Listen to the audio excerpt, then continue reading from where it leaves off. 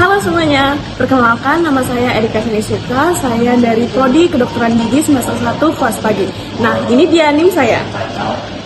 Dan sekarang saya akan menjelaskan tentang perbedaan glikolisis dan glikoneogenesis. Nah, di video yang kali ini kita akan membahas dua jalur metabolisme yang ada di dalam tubuh kita. Nah, apa namanya? Yaitu glikolisis dan juga gluconeogenesis. Nah, dua metabolisme ini mengatur kadar gula darah dan juga menyediakan energi bagi tubuh kita. Tetapi, mereka berdua bekerja di arah yang berlawanan. Wah, bagaimana bisa ya? Yuk kita simak video penjelasannya.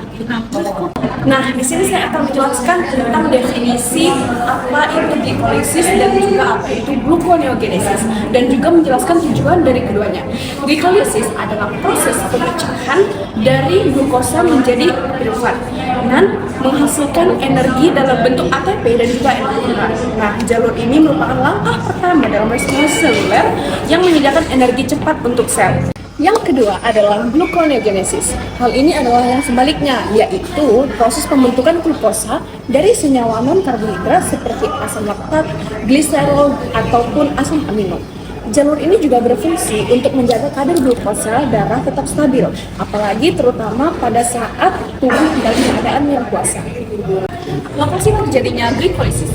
Glikolisis terjadi di sitoplasma pada semua sel tubuh, terutama pada bagian otot dan juga otak. Kenapa begitu? Karena kedua jaringan ini sangat membutuhkan energi yang cepat. Sementara gluconeogenesis yaitu berlangsung di hati dan sebagian kecil berada di ginjal. Karena hanya organ-organ inilah yang mampu memiliki enzim lengkap untuk membentuk glukosa di dalam tubuh. Nah, sekarang kita akan membahas regulasi hormonal. Regulasi hormonal itu, kedua jalur ini dikendalikan oleh hormon. Yang pertama, saat kita kenyang, hormon insulin akan meningkat. Lalu ia akan merangsang glikolisis agar glukosa digunakan untuk energi atau disimpan sebagai glikogen. Yang kedua, saat puasa, hormon glukagon meningkat. Lalu akan merangsang gluconeogenesis agar hati memproduksi glukosa baru untuk menjaga kadar gula darah. Nah, sekarang kita akan membahas tentang kondisi fisiologis dan juga hubungan keduanya. Kedua jalur ini tidak berjalan secara bersamaan karena akan membuang-buang energi. Biasanya glikolisis aktif saat energi diperlukan. Contohnya saat kita selesai makan.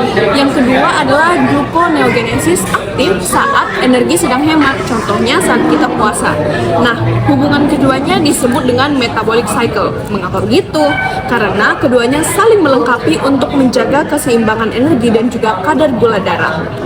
Nah, sekarang ayo kita bahas perbedaan tingkat reaksi dan juga enzimnya dari glikolisis dan juga gluconeogenesis. Yang pertama, glikolisis. Glikolisis menggunakan glukosa sebagai substrat yang menghasilkan dua molekul.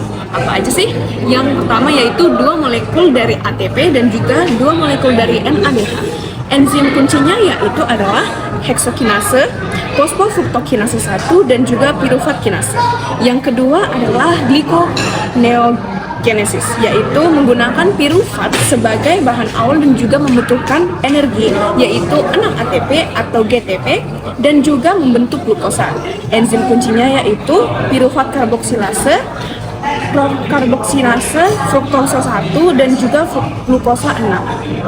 Nah, jadi perbedaan utama antara glikolisis dan juga gluconeogenesis adalah reaksi, fungsi, dan juga kondisi fisiologisnya.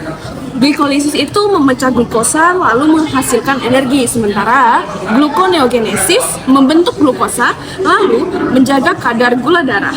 Keduanya diatur secara ketat oleh hormon agar tubuh tetap berada di dalam kondisi homeostasis energi.